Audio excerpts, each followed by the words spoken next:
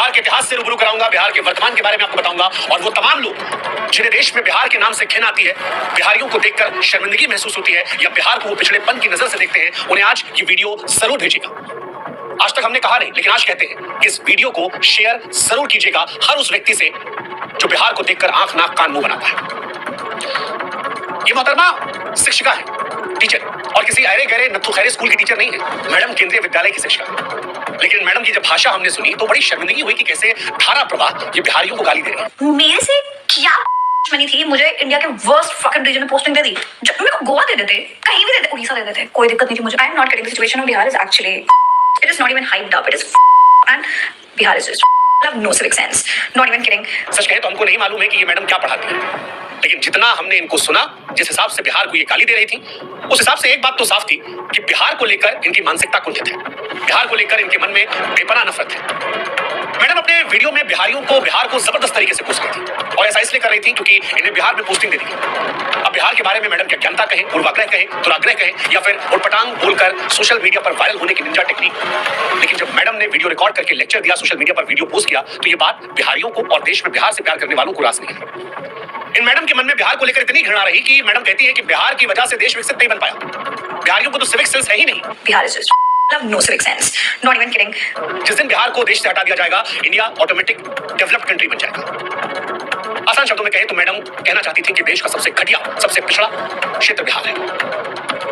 फिलहाल मैडम जिनका नाम दीपाली शाह है, उन्हें सस्पेंड कर दिया गया है, लेकिन सस्पेंड उस सोच को करना है और आज इस वीडियो के माध्यम से उस सोच को हम सस्पेंड करेंगे। उस सोच पर हम प्रहार करेंगे जो बिहारियों को घिनौनी, गंदी, पिछड़ेपन की नजर से देखता है। इसलिए आज मैडम हमारा आपको जवाब है। हमें नहीं मालूम मैडम कि आपने बिहार के इतिहास को कितना पढ़ा है, लेकिन आज हम आपको और आप जैसों को जो बिहार को पिछड़ा सोचते हैं, उन्हें बिहार से रूबरू कराते हैं।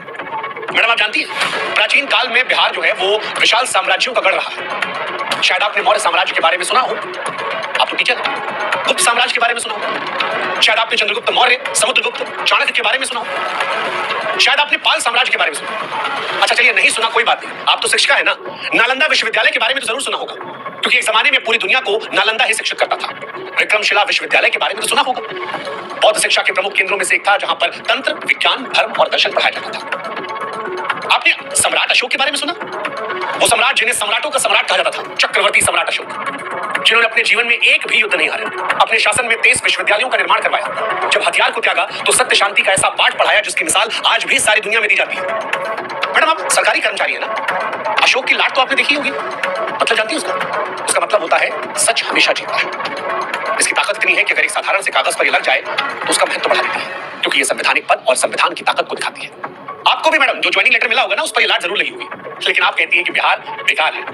अशोक के स्तंभ के बारे में सुना मैडम आपने? भारतीय उपमहाद्वीपों में पहले अखंड स्तंभों में से श्रृंखला है जिसे सम्राट अशोक ने बनवाया था, और ये उसी बिहार में जिसके बारे में आप कह रही थी कि सिविक सेंस नहीं है। मैडम ये बिहार ही है जिसकी संस्कृति का लोहा पूरी दुनिया मानती है, यही की भोजपुरी, मैथिली, मगही, तिरहुत और अंग संस्कृतियों का मिश्रण है। मधुबनी पेंटिंग के बारे में मैडम जानती है? इसी बिहार की है। चलिए बाकी सब छोड़ दीजिए, आजकल बड़ी चर्चा चल रही है मखाना को लेकर। हमारे देश के प्रधानमंत्री मोदी जी ने भी कुछ दिन पहले कहा था कि मखाना जरूर खाया कीजिए। मैडम क्या आप जानती हैं कि सबसे ज्यादा मखाना जो है वो बिहार में होता है और पूरी दुनिया में यहीं से जाता है? चलिए मखाना ना सही, लीची तो खाई होगी ना, बड़ी मीठी होती है, थोड़ी जबान भी आपकी होती तो शायद बढ़िया होता, लेकिन लीची भी इसी बिहार से सबसे ज्यादा होती है। आपने मुंह उठा के बिहार को कोसना शुरू कर दिया, लेकिन काश के बिहार के बारे में थोड़ा सा पढ़ लेते। आप धार्मिक है? चलिए पता नहीं, लेकिन बौद्ध धर्म, जैन धर्म का उदय जो है वो भी बिहार में हुआ था। दुनिया में जब भी शांति का पाठ पढ़ाया जाता है तो गौतम बुद्ध का नाम आता है। क्या आप जानती हैं मैडम कि गौतम बुद्ध जी को ज्ञान की प्राप्ति इसी बिहार के बोधगया में हुई थी? महावीर स्वामी जैन धर्म के 24वें तीर्थकर भी इसी बिहार के वैशाली जिला में पैदा हुए थे। यानी बिहार जो है मैडम वो बौद्ध और जैन धर्म की जड़ें हैं, सारी दुनिया में प्रसिद्धि है। अच्छा चलिए बहुत पीछे नहीं जाते, थोड़ा नजदीक आते हैं। 1857 की क्रांति के बारे में तो मैडम सुना ही होगा आपने, हो सकता पढ़ी भी हो। 1857 की क्रांति में बिहार के वीरों ने अंग्रेजों के खिलाफ बढ़ चढ़ कर हिस्सा लिया था। चलिए किसी को ना जानती होंगी, सैलरी तो आता होगा ना मैडम, सैलरी में नोट पे जो बापू जी बने होते महात्मा गांधी जी, उनको तो जानती होंगी ना। हाँ, महात्मा गांधी जी ने भी आजादी की लड़ाई इसी बिहार के चंपारण से शुरुआत की थी, सत्याग्रह किया था, और यही सत्याग्रह चंपारण से शुरू हुआ था, वो बाद में अंग्रेजों के खिलाफ एक बहुत बड़े आंदोलनों में सीखा। मैडम जिस बिहार के सिविक सेंस पर आप गंदे गंदे भद्दे भद्दे अश्लील कमेंट्स कर रही थी ना, उसी बिहार से निकला हुआ एक व्यक्ति भारत का पहला राष्ट्रपति होता है। नाम तो सुना होगा आपने, डॉक्टर राजेंद्र प्रसाद। हाँ, डॉक्टर राजेंद्र प्रसाद, पढ़ा भी होगा शायद, पढ़ाया भी होगा, इसी बिहार के सीमांत से थे। जेपी का नाम सुना मैडम आपने? जयप्रकाश नारायण, एक ऐसा नेता जिसने बिहार की भूमि से कैसी चिंगारी जलाई थी जो दिल्ली पहुंचते पहुंचते ज्वाला बन गई और देश की प्रथम महिला प्रधानमंत्री इंदिरा गांधी जी की मजबूत सरकार का तख्ता पलट करवा दिया था। भ्रष्टाचार के खिलाफ आजाद भारत का जो सबसे पहला सबसे बड़ा आंदोलन था, इन्हीं जेपी की अगुवाई में हुआ। आज देश में बहुत नेता मैडम जो जेपी के चेले बिहार से ही थे। पता नहीं मैडम, एक शिक्षक होते हुए आपको बिहार की शिक्षा और साहित्य के बारे में कितना मालूम है, लेकिन हम आपको बता दे रहे हैं कि सिविल सेवा की परीक्षाओं में भी बिहार का हमेशा से दबदबा रहा है। हर साल बड़ी तादाद में बिहार के युवा यूपीएससी की परीक्षा को पास करते हैं और बड़ी तादाद में आईएएस, आईपीएस, आईएफएस बिहार से होता है।